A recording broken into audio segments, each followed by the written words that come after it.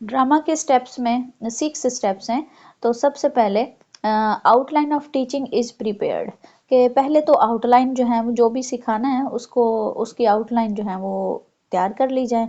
Second step में उनको किरदार, जिसका जो किरदार है, जिसने टीचर के तौर पर काम करना है, जिसने स्टूडेंट के तौर पर काम करना है या ऑब्जर्वर के तौर पर, उनको हदायत जो हैं वो फराहम की जाएँ उसके अकॉर्डिंग।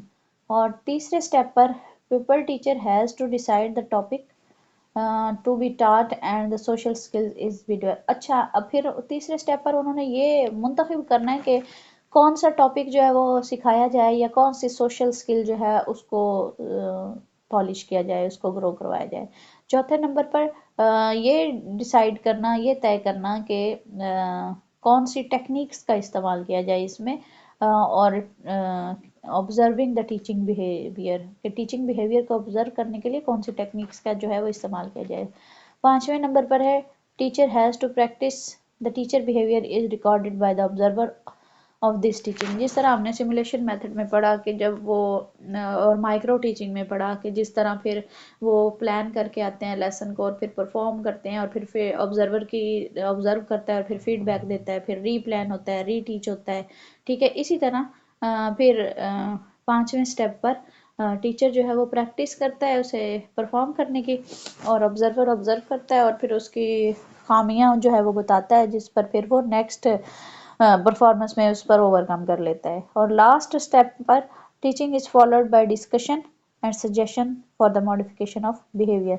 फिर डिस्कशन होती है यानी फीडबैक होता है फाइनली, और फिर कुछ मॉडिफाई करने के लिए बिहेवियर को या उस सारे अमल को कुछ सजेशंस दी जाती हैं।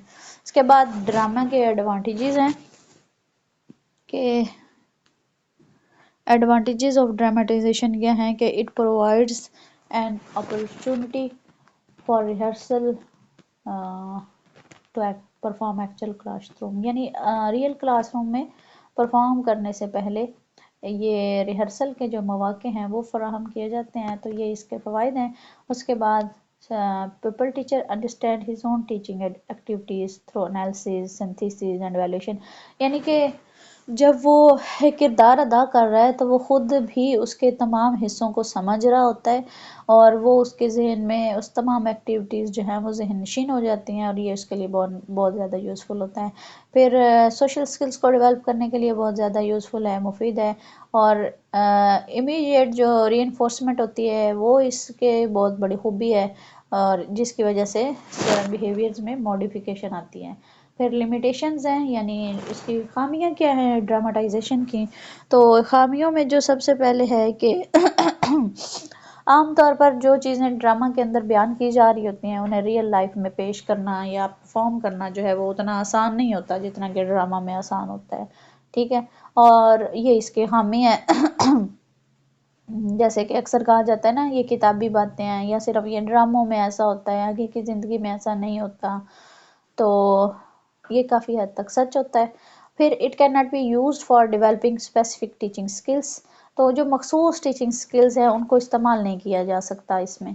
तो ये इसके कुछ ड्रॉबैक्स थे। सजेशंस की पर बात करते हैं कि प्रिकॉशंस क्या हैं, एहतियातें क्या होनी चाहिए ड्रामेटाइजेशन के अंदर, और इस टीचिंग स्ट्रेटजी को यूज़ करते हुए किन किन एहतियातों को मद्देनज़र रखना चाहिए। तो उनमें people teacher should be well acquainted with the strategy, यानी स्ट्रेटजी से बखूबी जो है वो वाकिफ़ हों और अच्छे तरीके से जो है वो उस पर अमल करते हुए उसे परफॉर्म करें। फिर supervisor should remain present during teaching and discussion, तो जब प्रैक्टिस की जा रही हो या बहस मुबाहिसा एंड पर किया जा रहा हो तो उस वक्त सुपरवाइज़र का होना बहुत ज़्यादा ज़रूरी है।